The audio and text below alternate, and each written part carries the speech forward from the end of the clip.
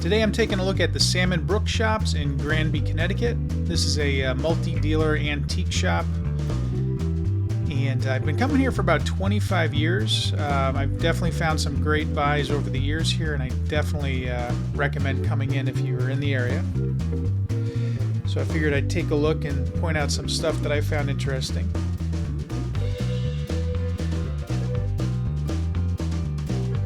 They have a nice collection of old toy soldiers here.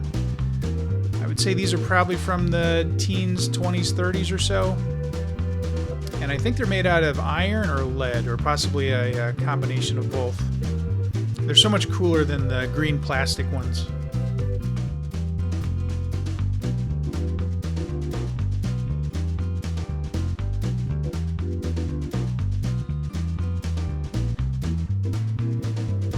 Some nice dog figures there. I always look for Labrador Retrievers and Boston Terriers, just because those are the types of dogs I've always had.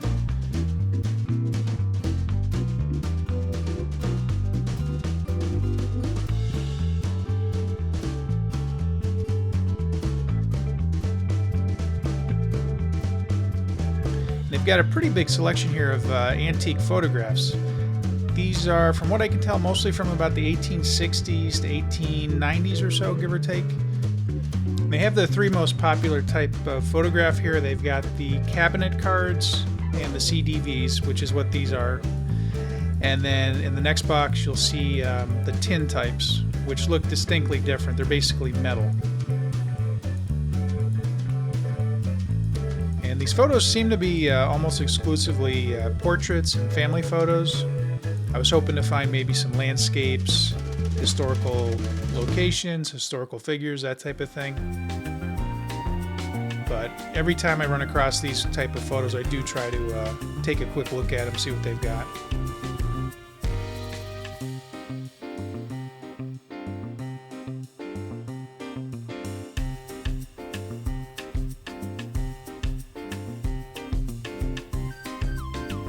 And like most antique stores, they have tons of ceramic figurines.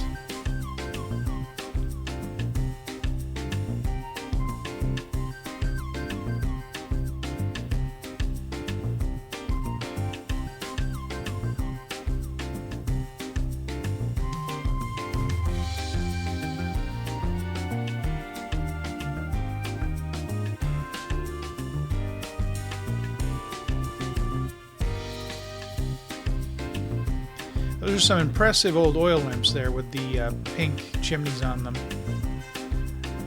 My mom has a small collection of oil lamps, and I'm sure she would love those. And this, for a minute, I thought this was an antique globe, but an easy way to tell is to look at the names of the countries, and I did see in there they had the Czech Republic and Slovakia, so it's at least post 1990s.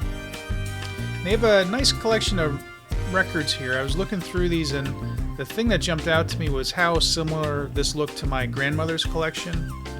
I'm pretty sure she had a lot of these same records in there. I don't know a lot about old records like this, so if I'm skipping by anything that's really interesting or really valuable, let me know and I'll maybe go back and pick it up.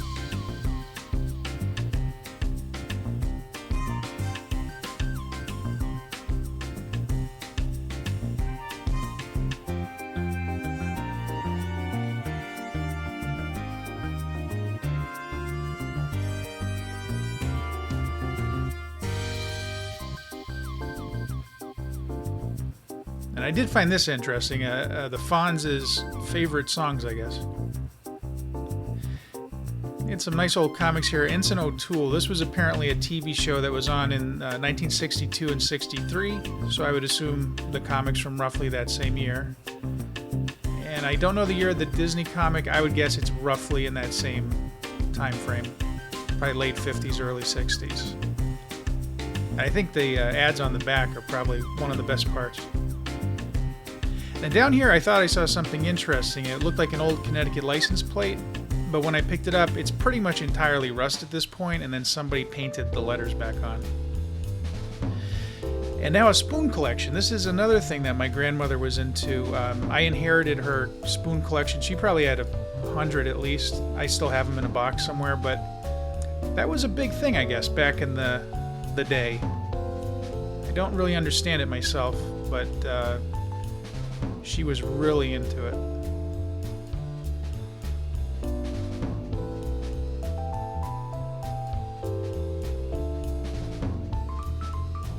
And there's the first Boston Terrier statue of the day. This one seems fairly new. It's probably not any more than 20, 30 years old at the most. You could probably still buy it new online.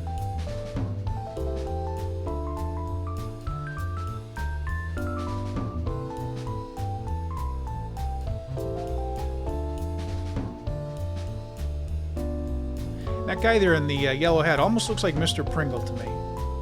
Not quite, but it definitely reminds me of that. And they got a nice selection of old board games here.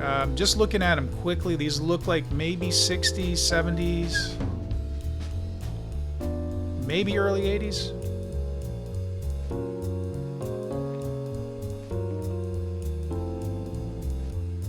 I would be worried about buying these though and finding out that they're missing pieces. Now this, I'm not sure if this is, how old this is or not. This is an Etch-a-Sketch in the original box, and the design on the box to me looks old. This looks like 60s, but I don't know if they did reproductions or not. It was a little bit too pricey for me though.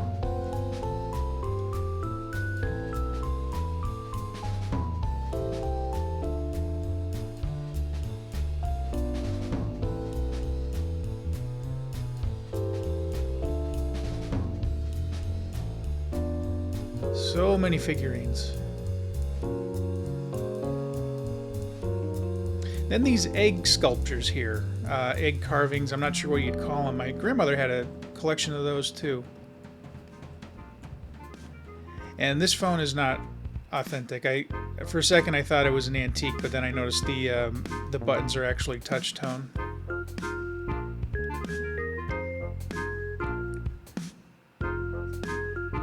And this is the, I guess you'd say, like the toy section of the antique store, and there's quite a bit over here.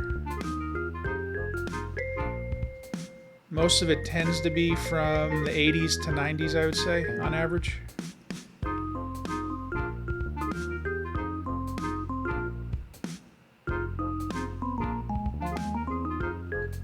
Now these big little books, I love these. These are great. If you've never seen one before, it's basically half comic book, half actual, regular book. So one page will be a drawing, the other page will be the writing. You don't see them too often, but ones in really good condition can be very expensive, especially if they're like Superman or other very popular characters like that.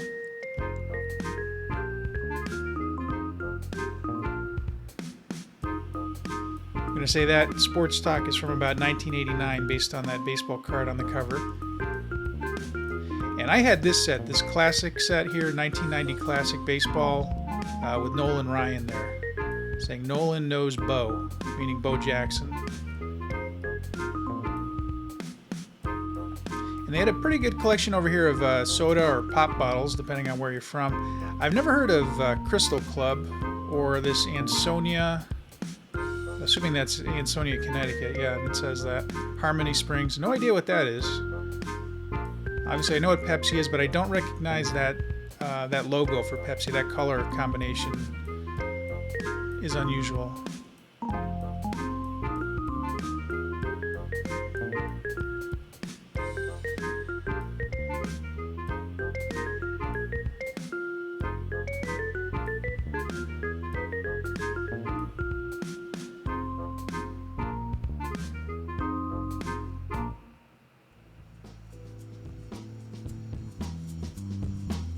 Now this knife is crazy. It looks like a combination of like a Game of Thrones and like a Klingon knife. It doesn't look practical at all. I don't know how you would hold that in any useful way.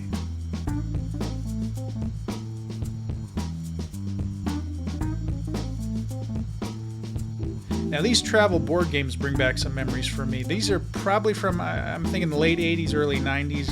I definitely remember having these growing up, especially the Connect 4. I'm sure I had that. And we would use those, on summer vacation and in the winter if we went down to Florida. I remember playing those on the airplane. Some nice old Army men there again. I think those are metal. It's hard to tell. They're definitely painted. And this is an old 16mm film projector, which I definitely want to get a 16mm film projector, but I don't know if this would work. And if it doesn't work, I don't know of anybody that can fix it, at least, for a reasonable price. And then this is the original carrying case. They have it priced at $60, I think that says $60. I don't know if that's a good price or not, but if I really wanted one, I would definitely pay that. And these are the films for them. It looks like old newsreel film. Adventure Parade. I would love to see these, especially if I could transfer them to digital. But I don't know of any way to do that really on my own. And if you send them off to somebody, it's going to be fairly expensive, I would think. And of course, I always stop to look at the comics. Wasn't anything really that great in here. A lot of them seemed overpriced to me, in my opinion. But it's always nice to see them, especially when they actually have them in bags and boards, so they're not, getting destroyed every time somebody picks through them. Now that head there, that to me looks like an art project, like from art class in school. That would be my guess, but I really don't know. More Nascar, just like the ones I saw over at the Bethlehem flea market last week. And some nice handmade pens here too. Should have picked one of those up. And Hess trucks, you see those everywhere, the Hess trucks. I think those were really big in the 80s and 90s. I remember even seeing commercials for them. Some old wrestling toys there.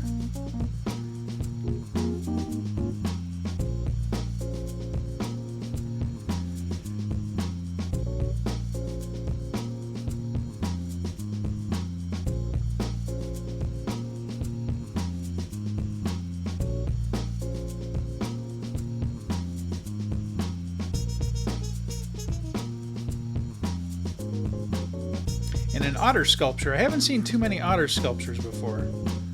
That was interesting. And it was only $15, so that seems pretty reasonable to me if you're in the market for an otter statue.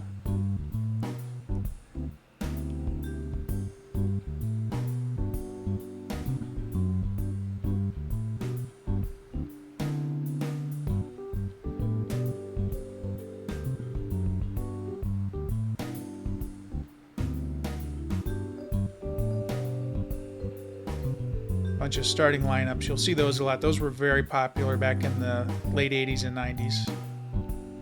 And some of the first editions of those are very valuable. Now that Terminator head there down in the bottom right interested me when I first saw it. I was thinking, well, maybe that's from Terminator 2 from 92 or so, or 91. But then it says Terminator Dark Fate, and that's actually a fairly recent movie. Maybe in the last 5 to 10 years that came out. So that toy is pretty beat up for something that new. And there you have it. That's the Salmon Brook Shops in Granby, Connecticut. I definitely recommend you come on out and take a look. If you enjoyed this video, give me a thumbs up and leave a comment and subscribe if you haven't already done so. And if you like this type of video, let me know and I'll try to keep doing more of these. So, see ya.